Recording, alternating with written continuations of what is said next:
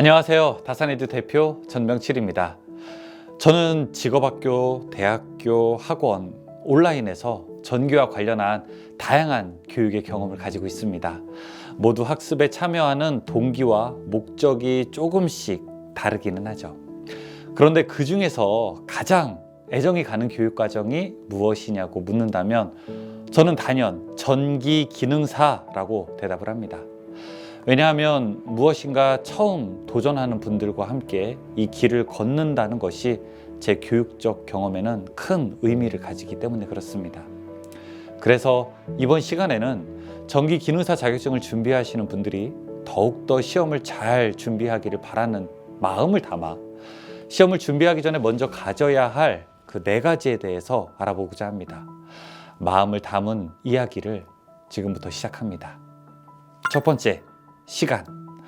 먼저 내가 활용 가능한 시간이 얼마만큼인지 확실하게 알아놓아야 합니다.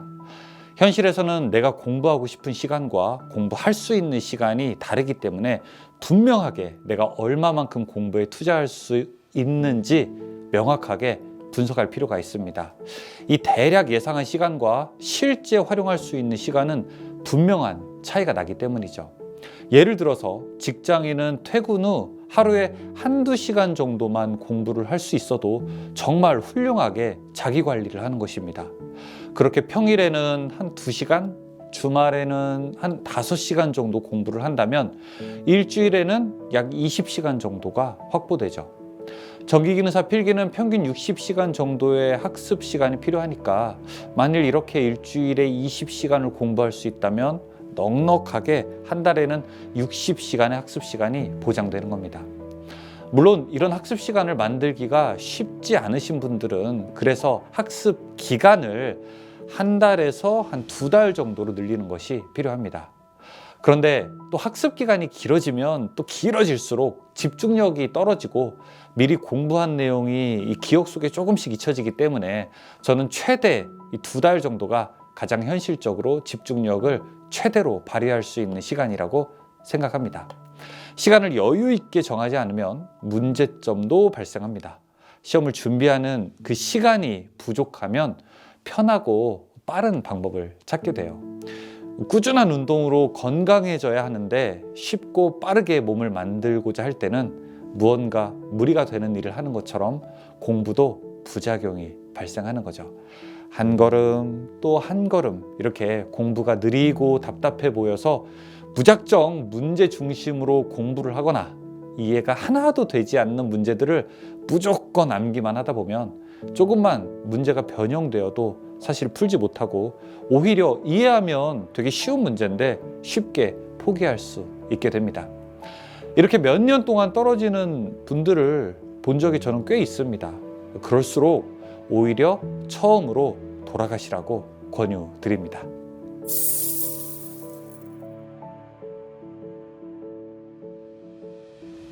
두 번째, 공부 방법. 공부 방법은 여러 가지가 있습니다. 다만 이제 중요한 건 나에게 맞는 그런 공부 방법을 찾아야 한다는 거죠. 다이어트 할 때 저마다 운동 방법이 다르게 돼요. 그렇듯이 공부도 이 개개인의 활용할 수 있는 시간, 그리고 학업 능력, 학습 환경이 모두 다 다르기 때문에 여러 가지가 적용됩니다. 공부에 집중할 수 없는 환경이신 분들은 비교적 짧은 시간이라도 어떻게 하면 집중력을 최대로 발휘할 수 있을까? 그런 환경을 만들어 줄 수 있을까 고민하고요. 개인의 학습 동기가 좀 약하신 분들은 어떻게 하면 동기를 조금 더 올릴 수 있을까? 이런 고민들을 해야 합니다. 예를 들어 전기기능사는 이 다음과 같은 공부 방법을 대표적으로 가지고 있습니다. 하나는 이제 비용이 넉넉하거나 학원이 혹시 근처에 있다면 학원을 다니시는 방법이 있어요.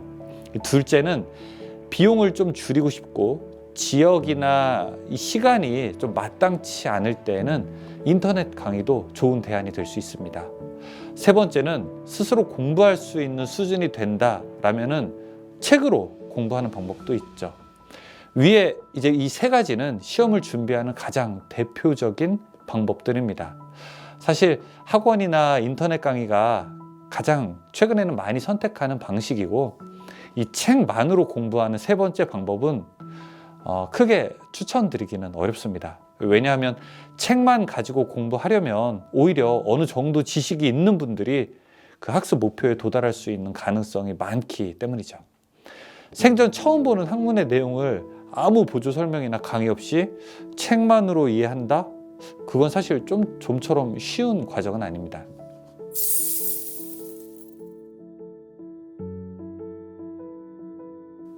세 번째, 공부의 기술. 세 번째로 필요한 건 공부의 기술입니다. 이렇게 말씀드리니까 마치 영화에서 그 싸움의 기술이라고 하는 그런 영화가 생각납니다. 맞아요. 싸움에도 기술이 필요한 것처럼 공부에도 기술이 필요하죠. 이건 공부 방법과는 조금 다른데 저는 인내심을 가지고 조금씩 스스로를 단련하는 것을 좀 강조하고 싶습니다. 전기는 원래 어렵습니다. 사실 전기공학은 거의 낯선 용어랑 그 다음에 수식들과의 조합이 이 근본이 되는 거기 때문이죠. 처음 책을 펼치면 공식과 용어를 바라보는 것만으로도 머리가 좀 아파요. 그래서 지겹지 않으려면 계속 공부를 이어나가려면 어려움을 좀 참고 스스로를 단련시킬 수 있는 이런 공부의 기술이 필요하게 됩니다. 많은 분들이 합격 수기를 읽어보면 이런 공부의 기술들이 좀 도드라져 보이는 부분들이 있어요. 대략 기술들을 좀 열거해보자면 나만의 암기 노트, 그 다음에 뭐 필기 노트도 있고 플래시 카드라든지 뭐 녹음하기, 그 다음에 이 주기적으로 모의고사 같은 것을 치르는 방법들을 이용하고 계십니다. 어떤 방법이 가장 스스로를 잘 단련할지는 사실 오직 자기 자신만이 가장 잘 알 수 있습니다.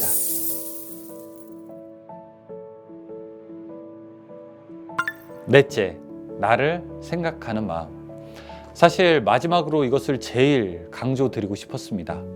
제가 평소에 가장 강조하는 것이 여러분 아마 잘 아실 거예요. 바로 이겁니다. 나를 생각하는 마음, 그리고 나를 사랑하는 마음. 어떤 일을 새롭게 도전한다는 것은 분명 어렵고 힘든 길입니다. 원래 안정된 것으로부터 벗어나려고 하는 것이 가장 어려운 거잖아요. 어렵고 힘든 길을 기꺼이 가기로 했으니 이왕에 마음 먹은 것이니 그 결심을 한 스스로를 무엇보다도 아끼고 사랑해 주세요. 누군가에게는 별것 아닌 자격증이라고 여겨질 수도 있어요. 그거 왜 따? 그거 따도 큰 부귀영화를 누리지 못해. 그런데 저는 그건 단지 그 사람의 의견입니다. 그 사람의 의견으로 간주하고 나는 나만의 길을, 내 갈 길을 가면 되는 거예요. 어떤 경우에는 아무 영향도 없는 그 한 잔의 물이 목이 타는 또 나그네에게는 생명수가 되듯이 나의 삶을 어제보다 조금 더 가치 있게 만들어줄 이 자격증은 바로 지금 이 순간 나에게 빛나는 가치가 되는 겁니다. 그래서 꼭 부탁드립니다.